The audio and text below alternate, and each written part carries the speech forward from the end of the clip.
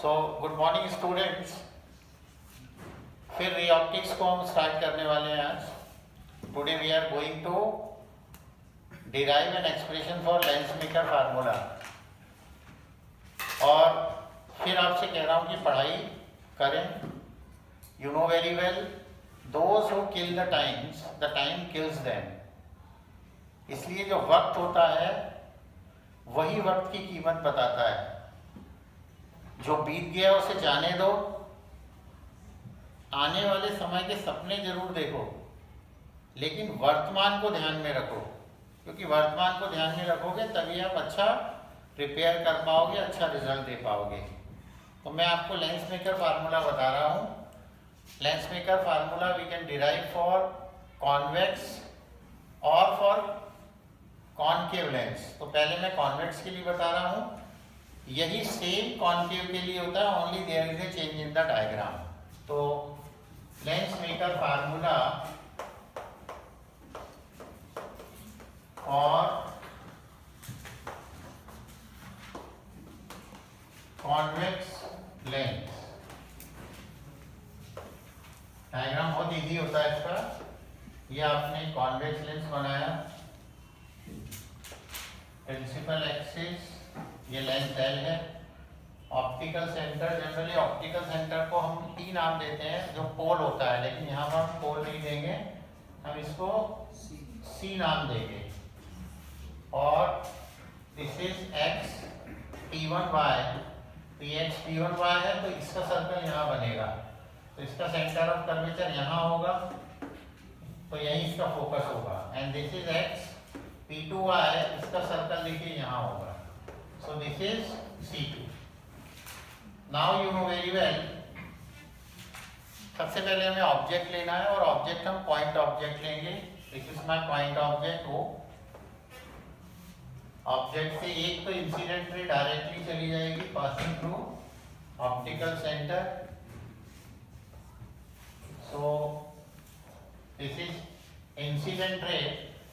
And now you need angle of incidence, और angle of incidence तभी आता है जब आप नॉर्मल ड्रॉ करते हैं। तो जो सरफेस है उसी का नॉर्मल लेना है। तो देखिए सरफेस कौन सी है, एक्स P1 y, तो C1 लेना पड़ेगा। देखिए C1 यहाँ है, तो from C1 you draw a normal. ये नॉर्मल ड्रॉ किया मैंने, इसको नाम दे दिया N1, C1 N1, and this is my angle of incidence. ये एंगल ऑफ इंसिडेंस नहीं होगा बिकॉज कुछ पोर्शन रेयरर में है और कुछ पोर्शन डेंसर में है, क्योंकि ये आपको पता है ये रेयरर मीडियम है, N1 रिफ्रैक्टिव इंडेक्स, ये डेंसर मीडियम है, N2 refractive index, and this is again rarer. Now you know very well the ray is moving from rarer to denser. तो हम हमेशा ग्लास स्लैब याद रखेंगे। ग्लास स्लैब में आपको मालूम है rarer to denser, it means ray bend towards the normal, तो टुवर्ड्स द नॉर्मल जाएगी, ये टुवर्ड्स द नॉर्मल। तो this is your angle of refraction, angle of refraction. Suppose X P2 y ये surface नहीं है, एक्स P2 y सरफेस नहीं है, तो ये रे डायरेक्टली आगे चली जाएगी। ये अगर नहीं है तो, और यहाँ पर ये स्ट्राइक करेगी, यहाँ आपकी इमेज बनेगी आई डैश। एक्चुअली ये बन नहीं रही है, हम मान रहे ऐसा। सो ये आपकी इमेज बनी है, और डिस्टेंस यहाँ से पोल से ले रहा हूं मैं इसका P1 से, ये B डैश बनी, and this is my U, correct. But you know very well here there is X P2 y surface यानी डेंसर टू रेयरर। तो पहला रिफ्रैक्शन यहाँ हुआ A पॉइंट पे। नाउ फ्रॉम सेकंड पॉइंट भी again there will be second refraction. तो second refraction now from denser to rarer. तो अब याद करेंगे डेंसर टू रेयरर में क्या होता है कि from denser to rarer the ray moving away from the normal, but here you need a normal. तो नॉर्मल अब देखिए ये क्या है, एक्स P2 y, तो P2 वाले का C2 ये है, तो यहाँ से नॉर्मल डालेंगे। This is normal N2, and this is suppose R2। Actually ये इसके लिए एंगल ऑफ इंसिडेंस हो गया। And and now you know that this ray is moving away from the normal, तो उधर नहीं जाएगी, रे इधर जाएगी, तो ये रे इधर आ गई, it strikes here and final image I is formed, और ये इमेज यहाँ से बनी है। So this is the final diagram for lens maker formula of convex lens. अगर आपको इसमें जरा भी डाउट लगता है तो मैं आपको एक तरीका और बता रहा हूँ, ये एक और तरीका डायग्राम बनाने का, देखिए ये लिया लेंस, दिस इज ऑब्जेक्ट, एक रे डायरेक्ट चली गई, देन इंसिडेंट रे, ये रेयरर है N1, denser N2, again rarer N1. So we are moving from rarer to denser. When we are moving from rarer to denser, it move towards. तो ये normal था, ये ऐसे आएगी और ये सीधी चली जाएगी. So it strikes here. This is I dash. But again there will be a refraction from denser to rarer. मैं नॉर्मल नहीं बना रहा, देखिए आप, बिना नॉर्मल के डायग्राम बना रहा हूँ, तो ये यहाँ आ गया. This is now final image I, तो बिना नॉर्मल के डायग्राम बनाया मैंने. This is U, this is V dash and this is V. अब एंगल ऑफ इंसिडेंस की यहाँ कोई आवश्यकता नहीं. If you are drawing this diagram also you are going to get full marks. तो मैं स्टार्ट कर रहा हूँ. एक्चुअली ये मेथड अगर आप बुक में देखेंगे तो इसे एब इनिशियो मेथड कहा जाता है, पर एब इनिशियो मेथड में उन्होंने पूरा डिराइव किया है rare to denser, denser to rare, पर मैं आपको एक छोटी मेथड बता रहा हूँ. सो डायग्राम आपको समझ में आ गया होगा. अब स्टार्ट कर रहा हूँ. कंसीडर क्या लिखेंगे? Consider a convex lens cell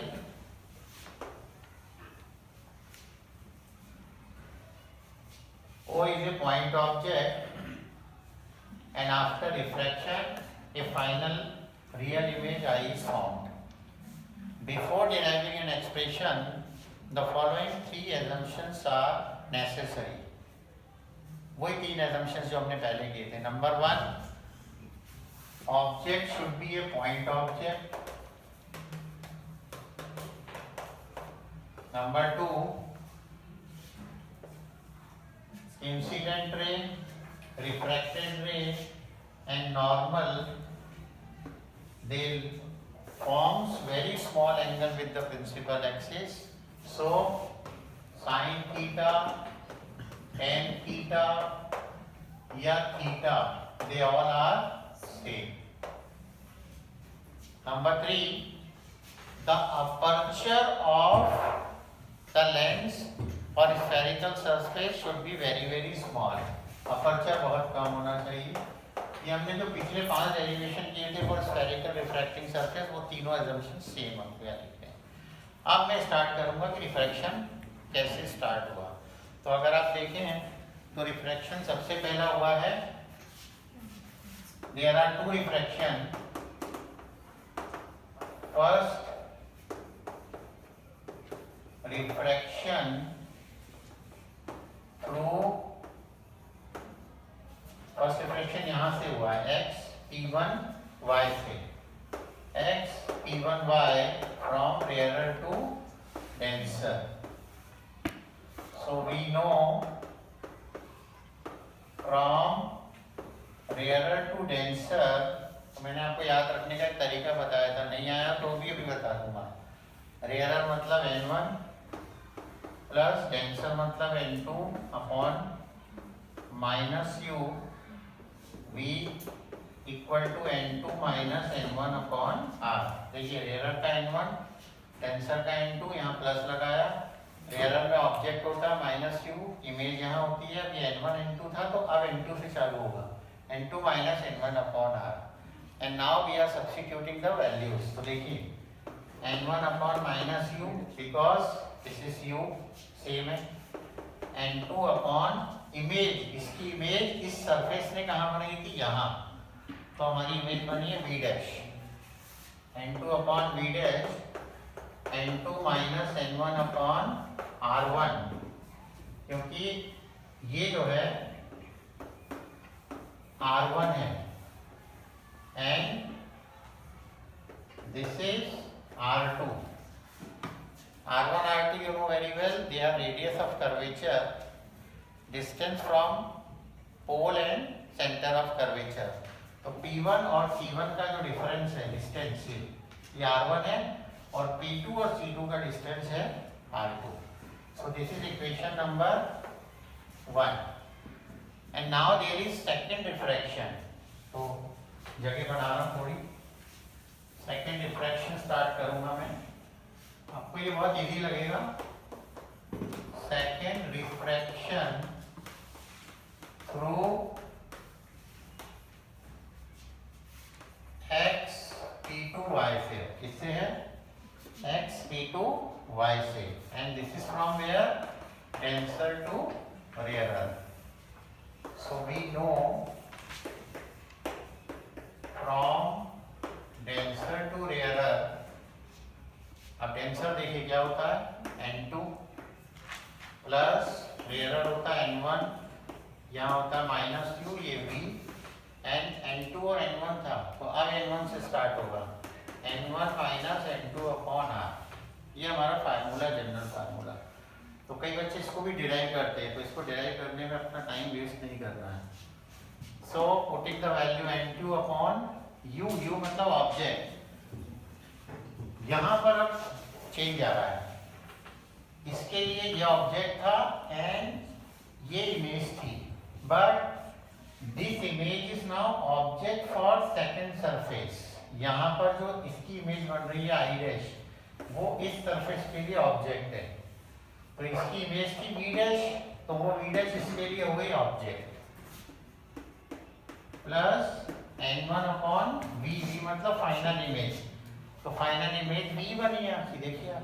तो this is v equal to n1 minus n2 upon r is now r2. कई बच्चों के दिमाग में ये आ रहा होगा कि सर यहाँ पर साइन कन्वेंशंस का यूज क्यों नहीं कर रहे हैं. तो इस फार्मूले में ऑलरेडी साइन कन्वेंशन का यूज हो चुका होता है, इसलिए हम साइन कन्वेंशन का यूज यहाँ पर दोबारा नहीं कर रहे हैं. नाउ फर्स्ट इक्वेशन देखें अगर हम, तो ये था n2 माइनस n1, और यहाँ अगर हम आए तो ये n1 माइनस n2 है, तो इसको n2 माइनस n1 कर रहा हूँ मैं.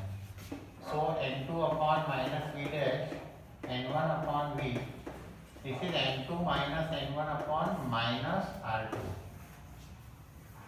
ये मेरी इक्वेशन नंबर 2 आ गई, और ये मेरी थी इक्वेशन नंबर 1. अब सिर्फ इन दोनों को ऐड कर दूंगा मैं. On adding equation 1 and 2, diagram मिटा देता हूं मैं, थोड़ी जगह बस मिल जाएगी.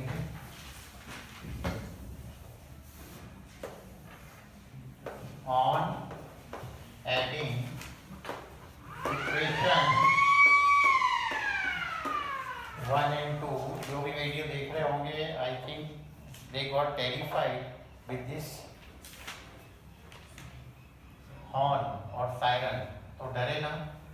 ऑन एडिंग इक्वेशन 1 एंड 2, 1 लिख रहा हूँ, n1 upon minus u plus n2 upon b dash, LHS को LHS से ऐड करेंगे, ये ले लिया मैंने, minus n2 upon b dash plus n1 upon b. यहाँ देखिए n2 माइनस n1 है, so n2 minus n1 is common, this is 1 upon r1 and minus 1 upon r2. Now look here, these two they cancel out, so n1 upon minus q plus n1 upon v equal to n2 minus n1 into 1 upon r1 minus 1 upon r2. अब ये derivation जब complete होगा तो आपको बहुत अच्छा लगेगा, क्योंकि ये एक तीर से दो शिकार हैं. वो शिकार कैसे है अभी मैं आपको बताऊंगा. यहाँ से कुछ कॉमन आ रहा है n1, तो कॉमन ना लेके हम n1 से डिवाइड कर देते हैं. ऑन डिवाइडिंग बाय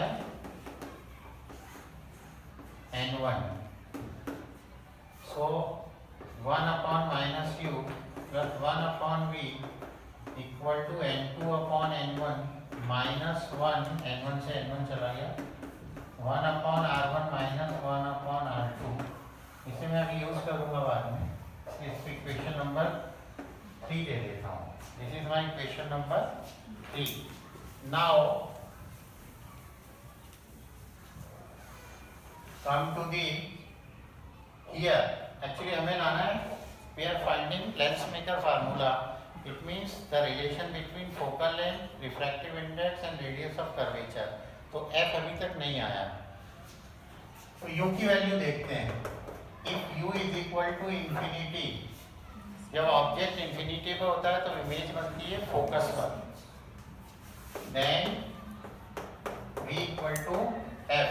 तो रख देता हूँ 1 upon infinity 1 upon f equal to n2 upon n1 को n minus 1 1 upon r1 minus 1 upon r2। 1 upon infinity is 0, so 1 upon f equal to n minus 1 1 upon r1 minus 1 upon r2। This is equation number 4 and this is lens maker formula. ये देखिए lens maker formula आ गया, कितना easy है।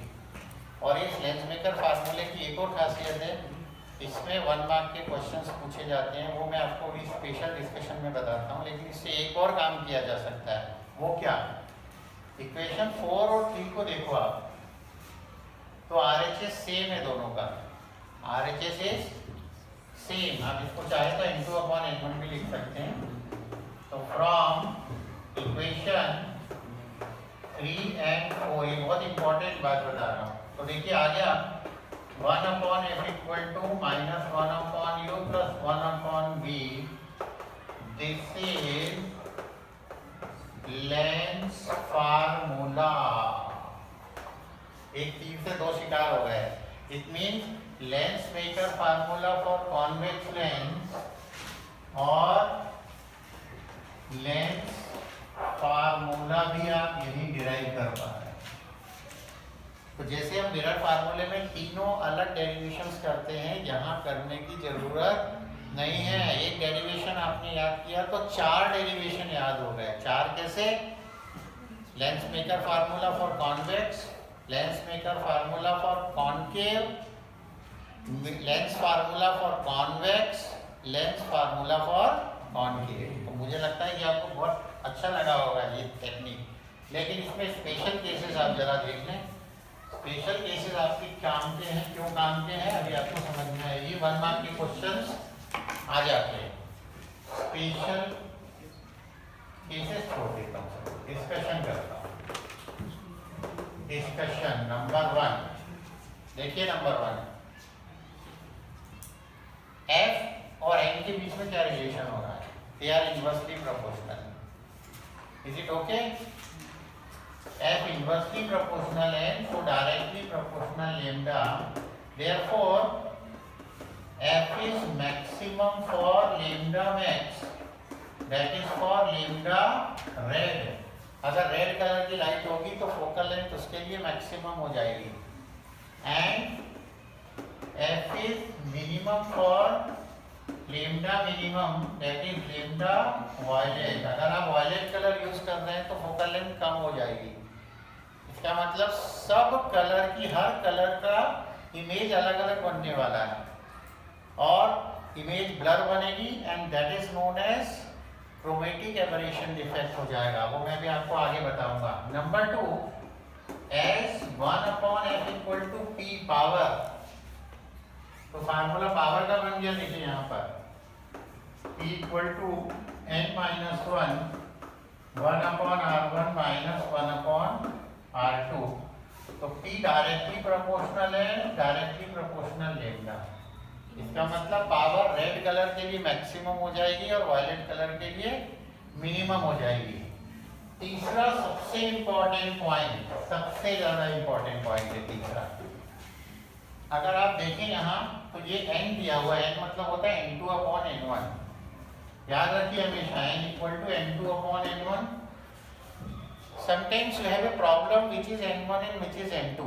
तो मैं आपको clear बता दूं, n2 is always refractive index of lens material, मतलब ग्लास का हुआ है. और n1 जो होता है it is medium.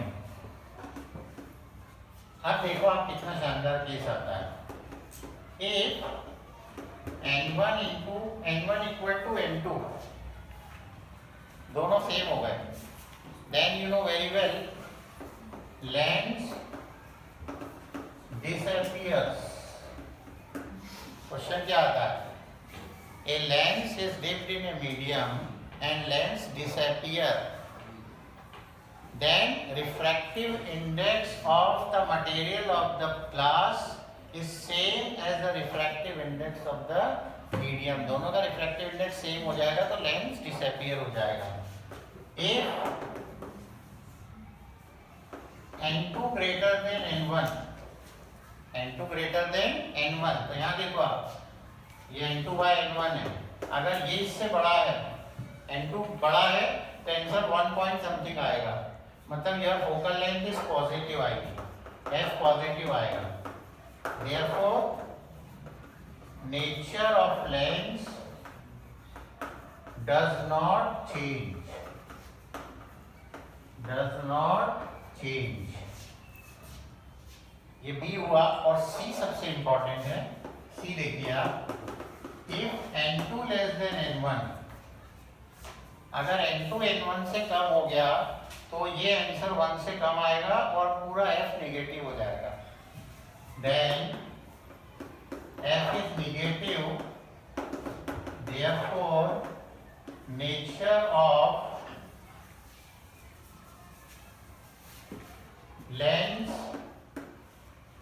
changes. That is convex जो कन्वर्जिंग होता है, आपको याद होगा, convex becomes diverging and concave becomes converging. ये क्वेश्चन बहुत आता है. जैसे देखो बताता हूँ आपको. Suppose a lens, convex lens, is dipped in carbon disulfide CS2. CS2 का रिफ्रैक्टिव इंडेक्स 1.658 होता है और आपको मालूम है लेंस का 1.5 होगा, तो ये ग्रेटर देन हो गया 1.5 से. It means if a lens is dipped in carbon disulfide, its nature reverses. इसका नेचर रिवर्स हो जाएगा, यानी convex become concave and concave become concave.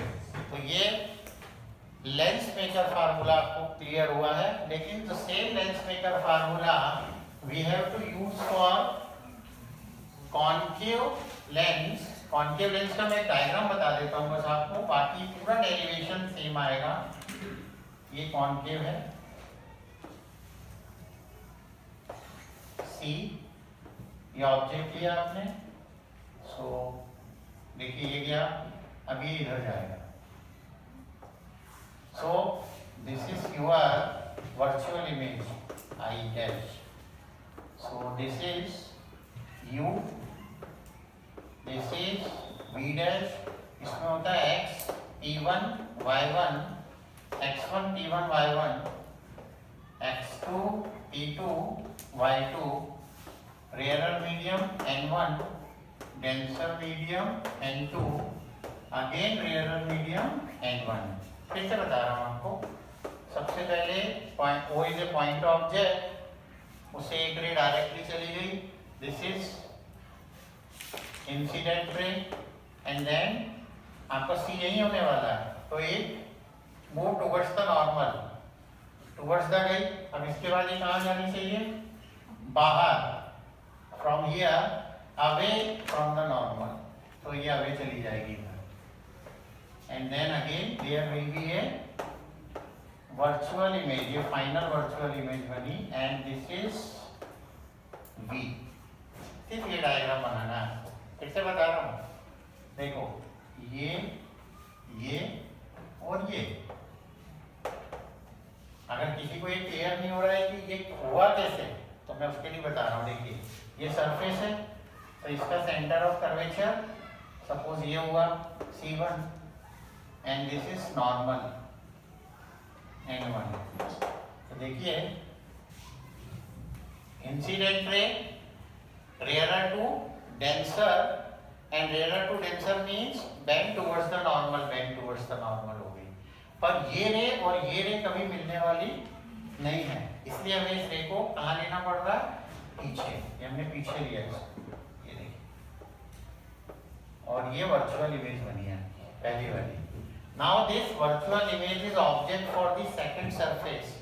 So now again xp2y का सेंटर ऑफ कर्वेचर यहाँ होगा and from here we draw a normal, and now you know very well it is moving from denser to rarer, and denser to rarer means moving away from the normal। तो देखो normal से दूर चली गई, तो ये रे और ये रे तो कभी मिलने वाली है ही, तो जो कहीं नहीं मिलती वो पर्दे के पीछे मिलती है। तो उसको फिर बोला आजा पीछे, आ गई, यहाँ आई और ये हमारी आई इमेज बन गई। And now whole derivation is same except first line। Consider a concave lens, O is a point object, and after two refractions a virtual image I is formed। So whole derivation, whole discussion is same। तो मुझे लगता है कि आपको ये derivation अच्छी तरह समझ में आया होगा। अगर आपको ये समझ में आ रहा है तो आप प्लीज़ शेयर, सब्सक्राइब और लाइक करें, और हमारे जो बच्चे हैं सेंट अर्नोल्ड के, उनको ब्लेसिंग्स दे कि उनकी एग्ज़ाम अच्छी जाए, और ये हमारे प्यारे बच्चे हैं। Please like, share and subscribe। Thank you. ऐसे दिखाओ बच्चों।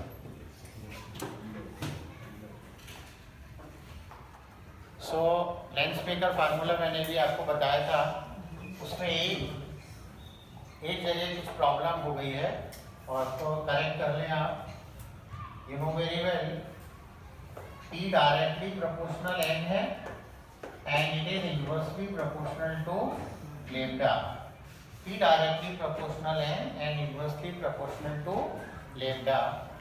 सो थैंक यू।